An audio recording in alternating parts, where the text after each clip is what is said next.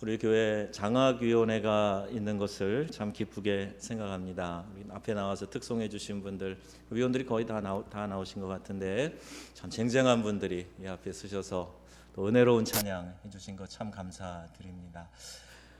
우리가 예배에 찬양을 이렇게 또 찬송을 선곡하고 또 그 주에 말씀을 정하고 하는 것이 그냥 이렇게 쉽게 뚝딱 하는 게 아니고 이렇게 많이 생각하고 또 말씀과도 맞추고 절기와 맞추고 또 그 주의 분위기와도 맞추고 그렇게 해서 선곡을 합니다. 주일 오후 찬양 예배 이 두 번째 찬양은 사회를 보실 우리 이춘호 집사님 를 생각하면서 이 곡을 선곡했는데 오늘 저에게 넘기셔서 제가 앞에 나와서 이렇게 마이크를 대고 찬양을 했습니다.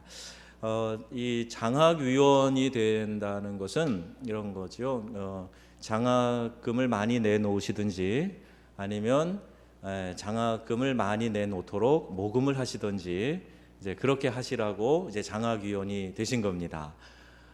왜 표정이 그러십니까? 선교위원도 마찬가지고요. 우리 선교사님들 잘 접대하고 또 선교 후원비 잘 보내고 우리 성도들이 또 우리 선교 헌금 열심히 할 수 있도록 잘 독려하는 일, 그 일을 하라고 위원으로 선정되신 거예요. 그래서 우리 교회에서 뽑고 뽑아서 누가 장학위원회에 이렇게 잘 어울릴까 뽑아서 이 앞에 이렇게 쓰셔서 특동하신 분들입니다. 그래서 올해 우리 장학 헌금이 많이 거쳐서 우리 이제 대학에 들어간 우리 학생들 우리 10명이 아마 시험 본 것 같은데 지금 제가 알기로는 확실한지 모르겠는데 한 명 외에는 한 명은 이제 공무원 시험 준비한다 그랬고 대부분 대학이 결정된 걸로 알고 있어요.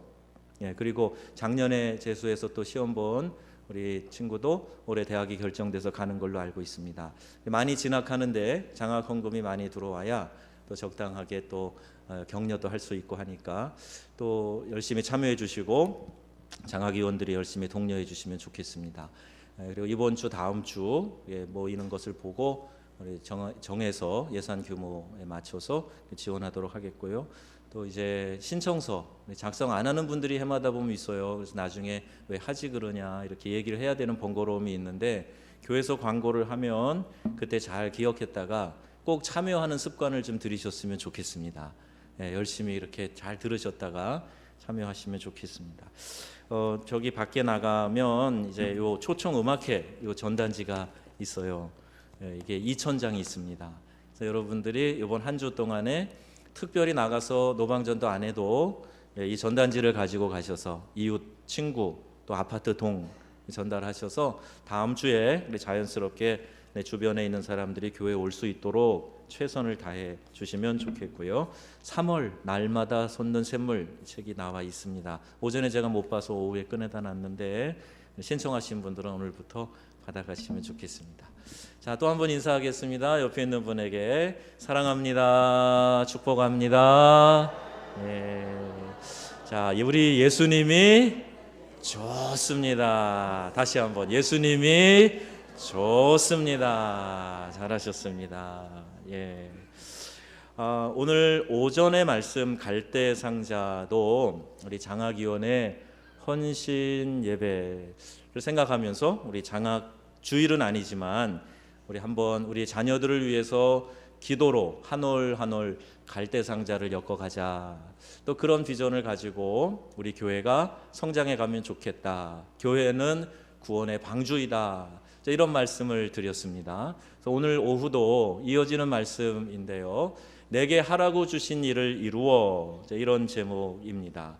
우리 인생은요, 내가 이끌어가든지 아니면 무엇에 끌려가든지 이 둘 중에 하나입니다. 내가 지금 무엇에 끌려가고 있든지 아니면 내가 무엇을 이끌어가고 있든지 둘 중에 하나예요. 사람은 누구나 막론하고 이런 두 종류의 삶을 살게 됩니다. 그런데 상당히 많은 사람들이 무엇에 의하여서 이끌려가면서 그렇게 피동적으로 살아가고 있다는 거예요. 그래서 목적이 이끄는 삶 이런 책을 썼고 또 이 캠페인을 진행했던 미국의 리그 워런 목사님이 이 책에서 이런 말씀을 했어요. 많은 사람들이 죄의식, 원한과 분노, 두려움, 물질, 사람들의 인정 이곳에 이끌려 살아가고 있다는 거예요. 자, 여러분 한번 나는 혹시 안 그런가 생각해 보세요. 죄의식, 원한과 분노, 두려움, 물질, 사람들의 인정, 그것에 목말라 하면서 이끌림 받고 있다, 이끌려가고 있다. 여기에 또 더한다면 어떤 분들은 팔자, 운명 철학 이런 걸 이야기하면서 그게 내 팔자야, 팔자려니 하고 그냥 이끌려가는 운명론적인 삶을 살아가는 사람들이 많이 있다는 겁니다. 근데 이 운명론은 힌두교 철학이에요. 그래, 우리는 기독교인들은 절대 이 운명에 사로잡혀 있지 않고 우리의 인생에 하나님께서 부여하신 목적을 찾아서 그 목적으로 이끌려가는, 그래서 그 목적으로 내 삶을 이끌어가는 그러한 삶을 사는 사람들이 우리 그리스도인들인 줄로 믿습니다. 그래서 그것을 잘 깨닫고 내 인생의 목적이 뭔가를 발견하고 그 목적으로 내 삶을 이끌어가는 사람, 그 사람이 바른 그리스도인의 삶을 살게 되고 승리하는 삶을 살게 된다 하는 것입니다. 고든 맥도날드라는 분이 또 많은 저술 활동을 하신 훌륭한 목사님이세요. 영적 훈련과 성장이라는 책에서 끌려다니는, 즉 쫓겨다니는 사람들의 특징을 이렇게 말하고 있습니다. 여기 또 주의 깊게 한번 보세요. 나는 쫓겨다니는, 끌려다니는 사람인가 아닌가 한번 보세요. 무엇인가를 성취했을 때만 만족감을 느낀다. 이런 사람이 있어요. 뭘 좀 이루었을 때, 무엇을 좀 성취했을 때 그때만 만족감을 느끼는 사람, 굉장히 목적지향적입니다. 관계나 과정 이런 것들은 중요하게 생각하지 않고 그냥 그 목적을 이루어야 되는 거예요. 그것을 이루기 위해서는 뭐 사정없이 사람들이 그 주변에서 상처를 받기도 하고 어려움을 겪기도 하고 그래요. 그런데 나는 그런 거 상관없이 나는 하여튼 목적만 이루면 그걸 만족하는 사람, 이런 사람도 쫓겨다니는 사람이라는 겁니다. 또 두 번째는 성취를 표시하는 상징, 즉 호칭에 집착한다는 거예요. 혹시 그런 명함 받아보셨나요? 명함에 직함이 한 10개쯤 달려있는 거예요. 직함이 여러 개가 달려있어요. 그리고 어떤 분은 아예 한 장에 다 표시하기가 어려우니까 명함을 여러 개 인쇄해서 돌려가며 사용하는, 그래서 그런 직함을 가졌을 때 내가 뿌듯해하고 만족해하고, 이 사람도 끌려다니는 삶을 사는 사람이라. 또 곱비 풀린 팽창욕에 사로잡혀서 살아간다.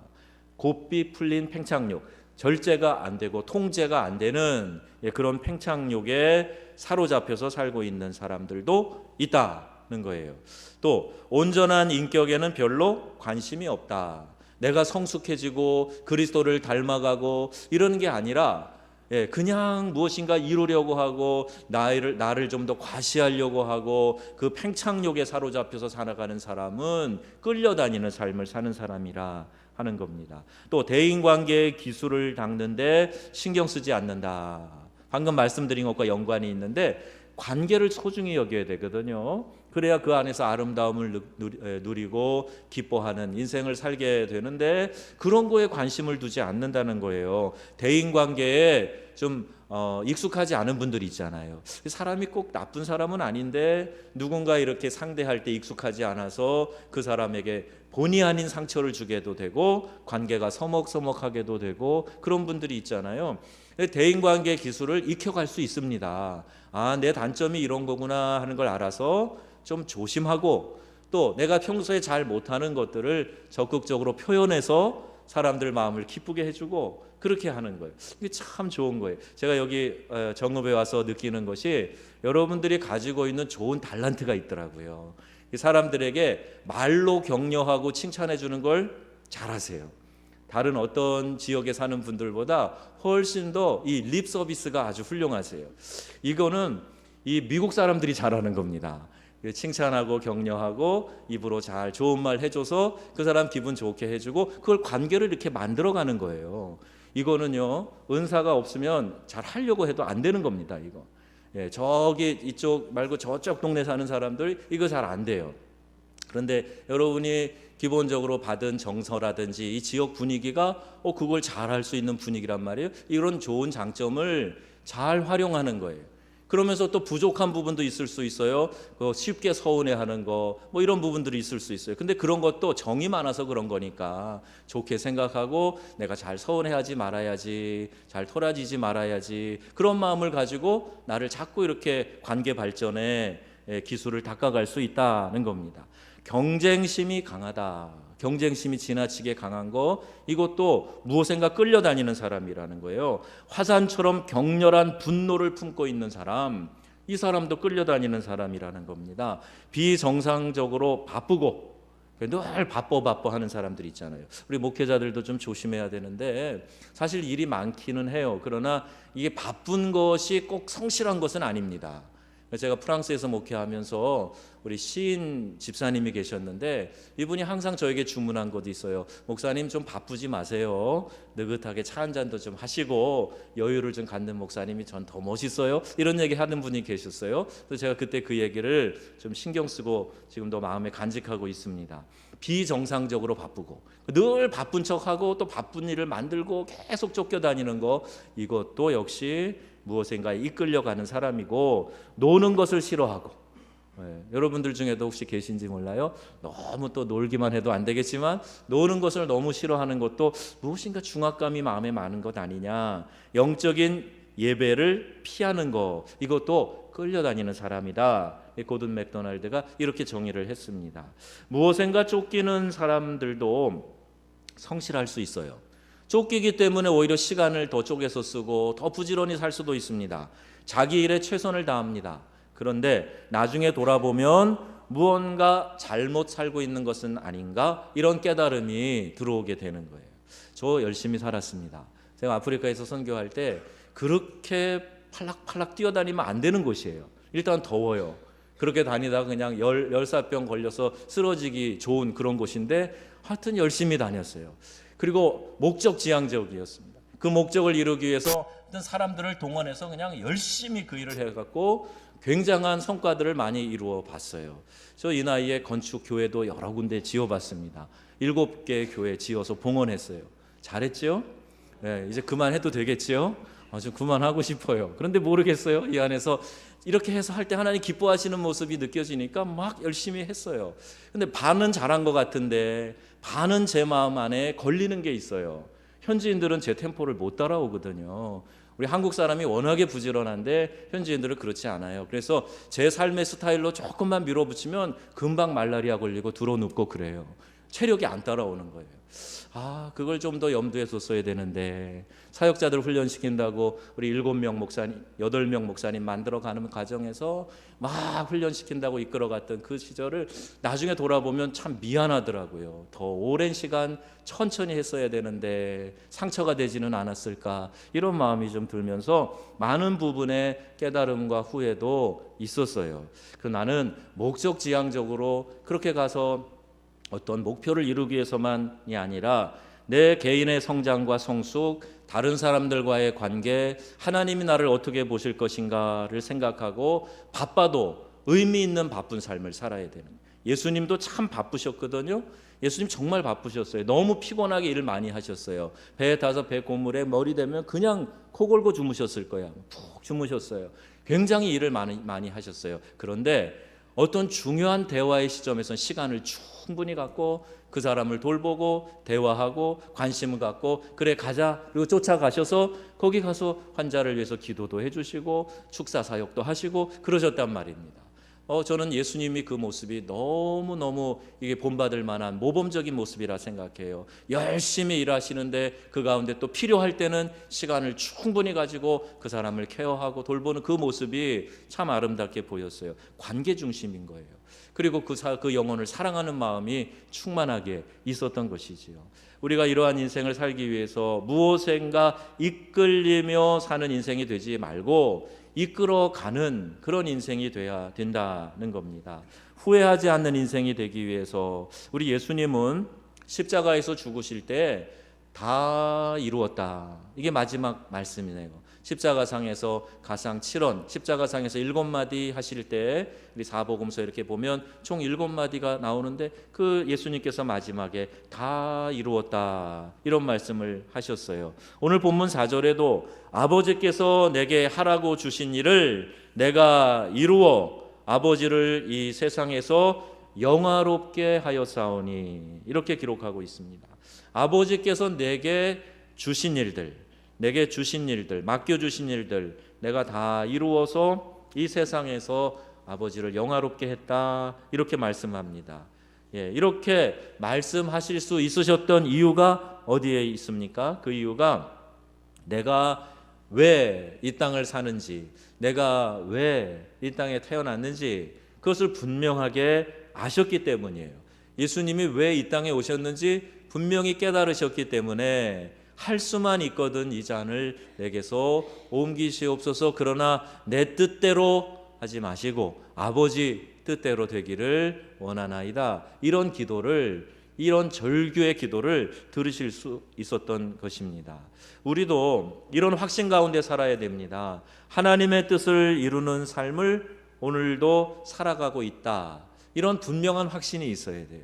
하나님이 내게 맡겨주신 이 일, 나에게 주신 사명, 이 사명을 이루기 위해서 내가 오늘도 한 걸음씩 한 걸음씩 나아가고 있다. 이 분명한 사명이 있어야 된다 하는 겁니다. 여러분은 삶에 분명한 목적의식이 있습니까? 내 삶을 하나님께서 이 일 때문에 부르셨다라고 하는 분명한 사명, 소명감 가지고 있습니까? 그것이 있으면 웬만한 일에 흔들리지 않습니다. 제가 신학교 교수를 하면서 전담 사역을 할 때 학생들 많이 찾아왔어요. 학교가 좀 정착되고 안정되고 하니까 주변 여러 나라에서 유학도 온 학생들도 있고 그랬습니다. 학비를 다 받았어요. 학비 다 받고 그리고 교수님들 여러 교수님들 초청해서 강의도 듣고 이제 그런 학교였는데 그 지원자들에게 입학 시험 볼 때 꼭 묻는 것이 있어요. 자네는 왜 이 학교에 들어오려고 하는가? 신학대학이니까 그걸 물어봐요. 그러면 이제 여러 이유를 댑니다. 그런데 그 설명 가운데, 이유 가운데서 확실한 걸 찾아내야 돼요. 이 사람이 정말 하나님으로부터 소명을 받았는가? 이걸 찾아야 됩니다. 열심히 있는 부족들도 있거든요. 아주 꾀가 많은 부족들도 있어요. 아, 선교사 외국 사람이 있으니까 그 옆에 가 붙어 있으면 뭔가 이득이 있겠구나. 계산이 빠른 사람들도 있어요. 그런데 그 대답을 들어보면 하나님의 부르심, 콜링, 소명이 있는가 없는가 이게 분명히 나오거든요. 그래서 하나님이 나를 이 전임 사역자로 부르셨고 신학을 해서 교회를 돌보고 영혼 구원하는 일에 나에게 분명한 부르심이 있다. 이게 발견돼야 입학을 시켜줬던 거예요. 왜 그런가? 좋을 땐 모릅니다. 그냥 대접받고 그리고 그 일에 그냥 일 자체의 보람을 느끼고 그렇게 살아갈 땐 전혀 몰라요. 그런데 어려움이 닥쳐보면 이 사람이 목양을 할 수 있는가 아니면 양떼를 놓고 도망칠 사람인가 분명히 알 수가 있어요. 삭구는 자기 양이 아니기 때문에 그 양을 생명처럼 돌보지 않습니다. 월급 받고 일하는 사람이 삭군이거든요. 그런데 그 이익이 끊어지면 그 일 하지 않는 거예요. 그러나 사명자는 그렇지 않습니다. 사명은 내 목숨을 부리는 거예요. 내 생명과 바꾸는 일을 하는 거예요. 우리 모두는 다 이 땅에 올 때에 하나님이 우리에게 주신 사명 가운데서 이 땅에 태어났습니다. 그리고 그 사명을 이룰 때까지 사명자는 죽지 않아요. 그 사명을 다 이루게 되면 하나님 앞에서 우리가 상급받고 하나님 앞에 칭찬 듣고 인정받는 그 영광스러운 자리에 서게 되는 것입니다. 여러분 인생의 데스티니, 여러분 인생의 분명한 목표 지점, 사명 발견하시기를 주의 이름으로 축원합니다. 교회도 이 본질적인 사명에 깨어 있어야 돼요. 이것을 모르는 교회, 이 사명에 깨어 있지 않은 교회, 내 생명과 바꿀 만큼 그 사명을 소중히 여기지 않는 교회, 마지막 때 불과 같은 시험이 있을 때 견뎌낼 수가 없습니다. 우리나라 1968년에 제정된 국민교육헌장이 있어요. 우리 초등학교 다닐 때는 운동장에서 우리 교장 선생님 앞에서 이 국민교육헌장을 낭독하고 그랬습니다. 우리는 죄송합니다. 기억나시나요? 우리는 민족 중흥의 역사적 사명을 띠고 이 땅에 태어났다. 이 거창한 국민교육 헌장, 이것을 68년에 제정했다고 그러는데, 교육을 시켜도 그 교육의 목적, 방향, 목표 있는 거죠. 성 어거스틴은 내가 무엇을 위해 산 사람으로 기억되기를 원하는가 하는 당신 자신의 유산에 대해 스스로 물어보는 질문이 바로 성인됨의 출발점이다 그랬어요. 마지막 인생을 결산했을 때 이 사람은 무엇을 위해 산 사람인가, 이것이 그 사람의 인생 전체를 다 설명해 주는 것이 될 수도 있습니다. 그래서 우리가 제자 훈련하고 그럴 때 묘비에 뭐라고 쓰여졌으면 좋겠는가 한번 자기가 적어봐라, 그런 훈련도 해요. 여러분, 뭐라고 쓰여졌으면 좋겠습니까? 아파트 평수 늘리다 간 사람, 이렇게 쓰여지면 좋겠습니까?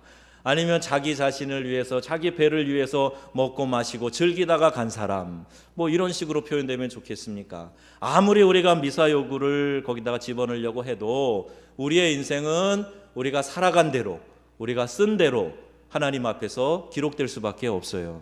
그래서 저와 여러분이 하나님이 주신 그 인생의 목적대로 잘 살아서 아름다운 그 족적을 남기고 주님 앞에 섰을 때 천사가 읽지 않겠습니까? 이 사람은 이러이러한 삶의 목적을 잘 이루다 온 사람입니다. 이렇게 평을 듣는 저와 여러분 다 될 수 있기를 바랍니다. 자녀들 교육시키는 것도 하나님의 계획과 섭리가 있음을 알아야 됩니다. 나를 향하신 하나님의 목적을 가지고 사는 것, 이것이 제일 행복한 사람이에요. 요새는 좀 덜한지 모르겠는데 우리 한국에는 선호하는 직업군이 너무 몇 가지로 한정돼 있었어요. 좀 공부 잘하면 너 뭐 해라 아주 이게 정해져 있어가지고 거기에 이 성향이 안 맞는 사람도 그 일을 해내느라고 참 힘든 인생을 산 사람들이 너무나 많습니다. 선진국 그렇지 않아요. 독일도 프랑스도 이런 교육 시스템이 잘 되어 있는데 이 아이의 특성이 뭔가를 발견하는 과정이 초급 교육 과정이 쭉 있습니다. 그래서 얘가 뭐를 잘하는가 하는 것을 발견했으면 그 다음부터 중등 교육 과정부터 아예 나눠놔요. 그래서 그 직업군으로 잘 갈 수 있도록 아예 중학교부터 교육을 시키는 거예요. 무조건 다 인문계 학교 가서, 무조건 다 대학 가서, 무조건 다 남이 선호하는 그 직업을 가져라, 이렇게 교육하지 않습니다. 그 사람 아이들 잡는 거예요. 망치는 거예요. 우리도 좀 그런 데 눈이 떴으면 좋겠어요. 우리 대한민국의 교육 제도가 참 마음이 아플 정도로 답답한 부분이 있는데 빨리 좀 개선이 됐으면 좋겠습니다. 이 아이의 특성이 다 있거든요. 하나님이 그 아이에게 주신 특별한 재능이 있거든요. 무엇을 하면서 살면 이 아이가 행복할 수 있는지 하나님이 너무 잘 아시거든요. 그래서 그 사랑의 하나님 앞에 내 자녀들을 믿음으로 맡기고, 그리고 이 자녀가 그 하나님이 주시는 은혜 안에서 쭉쭉 뻗어나갈 수 있도록 기도해주고 밀어주는 거, 이것이 신앙의 부모님들이에요. 믿지 않는 부모님과 뭔가 좀 달라야 되지 않겠습니까? 하나님이 이 아이를 축복하신다. 너는 분명히 하나님의 축복을 받는 자녀야. 네가 하고 싶은 일이 뭐야? 너 어느 부분에 소질이 있어? 너도 좋아하고 다른 사람도 너에게 그 재능이 있다고 인정해 주는 게 뭐야? 그걸 발견해 보자. 그리고 그걸 찾았으면 그 길로 갈 수 있도록 밀어주면 돼요. 앞으로 보세요. 20년, 30년 지나면 반드시 우리 사회 달라집니다. 자기 적성대로 즐겁게 일하는 사람들이 월급도 더 많이 받고 대우도 더 많이 받고 더 행복한 삶을 살 수 있는 그런 사회로 변화될 거예요. 기도하세요. 그리고 각자에게 맡겨준 그 일, 하나님이 주신 달란트를 발견하고 그 인생의 목적, 하나님의 섭리대로 살아가서 행복한 삶이 되어지는 우리 성도님들 다 되시기를 바랍니다. 그래서 우리 자녀들이 그렇게 컸으면 좋겠어요. 또 한 가지 생각할 것이 있습니다. 내가 무엇을 해야 하는가 하는 거예요. 알을 낳기 위해서 연어가 자신의 최종 목적지를 향해서 이 세찬 물줄기를 거르고 다시 강을 따라서 올라갑니다. 이렇게 폭포가 돼서 물이 떨어졌어요. 그러면 그걸 타고 올라가려고 발버둥을 치고 자기가 부화됐던, 깨어났던 그곳으로 갑니다. 제가 군상을 했던데 강원도 양양인데 거기에서도 이 연어를 거기서 방류해가지고요, 알을 까서 거기서 자라다가 가요. 그럼 거기로 다시 회귀해서 찾아오는 게 있는데 참 장관이에요. 이렇게 자기가 다시 자기의 목적대로 이제 강을 거슬러 올라가서 그 알을 낳고 이제 목적을 이루는 그런 것처럼 분명한 목적이 있는 사람, 사소한 일로 낙심하거나 포기하지 않습니다. 나에게 맡겨주신 목표가 저기에 있는데 내가 좀 힘들다고 그냥 던져버리고 주저앉고 돌아가고 그러지 않는단 말이에요. 하나님이 주신 사명을 붙들고 있는 사람은요, 이 사명을 이룰 때까지, 이루다가 죽을지라도 내가 이것을 끝까지 이루겠습니다 그러면서 우직하게 가는 거예요. 그게 사명자입니다. 아무나 그렇게 할 수 있는 게 아니에요. 하나님이 주신 사명을 붙든 사람은 다 그 일을 할 수 있도록 하나님께서 은혜를 주시고 힘을 주시기 때문에 깨닫고 내가 그 일을 하려고 마음을 먹으면 할 수 있게 해주신다는 거예요. 그래서 힘들지만 그 일을 하려고 하나님이 주신 것이 분명하다고 믿고 그 길에 서 있고 우직하게 그 길을 가면 이루게 하실 분은 하나님이시라는 거예요. 여러분 인생의 이 사명을 꼭 발견하시기를 바랍니다. 나는 이 일을 위해서 하나님께 부름받았어. 나는 이 일을 위해서 내 생명을 걸 가치가 있어. 그걸 발견하고 그 일을 위해서 나가는 거, 그게 얼마나 복되고 행복한 삶인지 몰라요. 하루, 한 주, 한 달, 1년 이렇게 나누는 것은 우리로 목적을 다시 한번 생각해 볼 기회를 주는 겁니다. 여러분은 좀 계획형인지 아닌지 모르겠어요. 근데 상관없이 우리가 다 새해를 맞이하면 뭐 해요? 새해 다짐하지 않습니까? 그리고 저처럼 이렇게 계획하기 좋아하는 사람은 달이 바뀔 때마다 다시 한번 마음을 고쳐잡고 오늘은 꼭 일기를 다시 써야지 이렇게 시작을 해서 또 일기를 한 페이지 쓰다가 또 덮어놓고 다음 달에는 또 일기를 써야지. 영성 일기를 이제 쓰는 일을 하는데 그렇게 다짐하면서 다시 새롭게 하고 그렇게 하다 보면 이제 좀 자리 잡고 습관이 되기도 하고 그렇습니다. 우리가 이렇게 새로 출발한다는 것은 마치 정확한 음을 연주하기 위해서 악기를 조율하는 것과 같아요. 우리 이제 뭐 구정이든 신정이든 이제 뭔가 새롭게 시작되는 하루가 되면, 기회가 되면 그때 다시 마음을 추스리는 거예요. 아, 다시 내가 이렇게 마음을 추스려서 결단해서 나가야 되겠다, 이런 생각을 갖는 거예요. 열심히 살았지만 지금까지 뚜렷한 목적을 못 찾았거나 또는 삶의 열매가 없으신 분들은 다시 한번 원점으로 돌아가 봐야 됩니다. 하나님께서 나를 향하여 세우신 계획, 그것이 무엇인가 발견하는 것, 이것부터 해야 돼요. 그리고 그 계획으로 하나님의 목적대로 돌아가야 됩니다. 그것을 발견하고 그것에 나를 맞추어야 됩니다. 그렇게 하면요, 실패해서도 다시 일어날 수 있어요.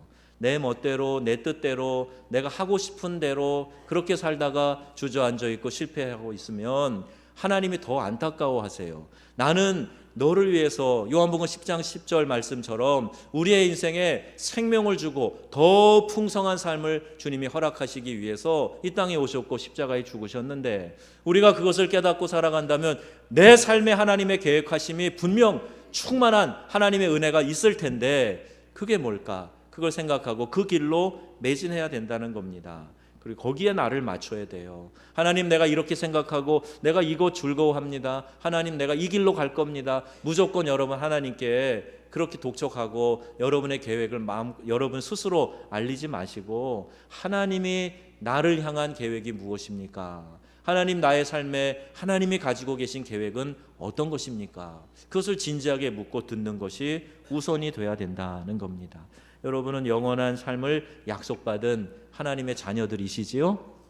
생명을 유업으로 받으신 하나님의 구원받은 자녀들이시지요?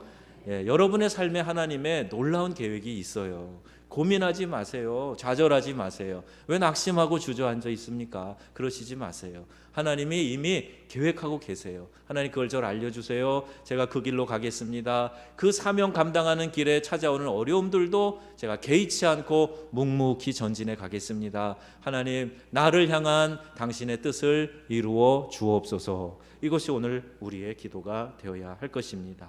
이제까지 가던 방향에서 멈추어 서야 되고, 그동안 여러분을 사로잡고 있었던 모든 세상에 이끄는 것들을 내려놓고 새로운 목적을 발견할 수 있어야 됩니다. 이것이 새로운 틀을 만드는 거예요.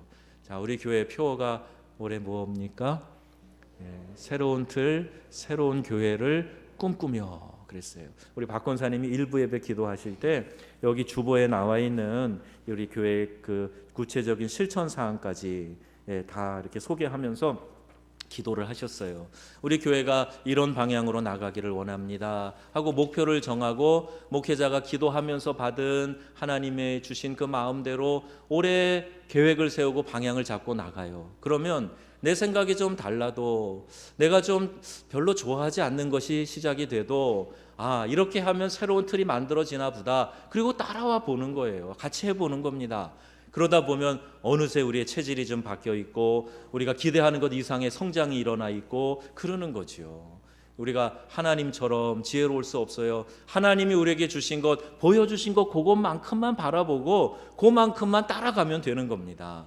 그러면 하나님께서 마침내 모든 퍼즐 조각들을 맞춰서 멋진 그림을 만들어 주시는 것처럼 우리 안에서 그와 같은 역사를 일으켜 주실 줄로 믿습니다. 이것이 새로운 틀을 만들고자 하는 제 목회 철학이고 또 하나님께서 주신 비전이고 우리 교회가 저는 반드시 그렇게 돼야 된다고 믿습니다. 이 시대에 정말 오아시스와 같은 생수를 공급하는 그런 교회가 되고 싶어요. 그리고 그런 목회가 되었으면 참 좋겠습니다.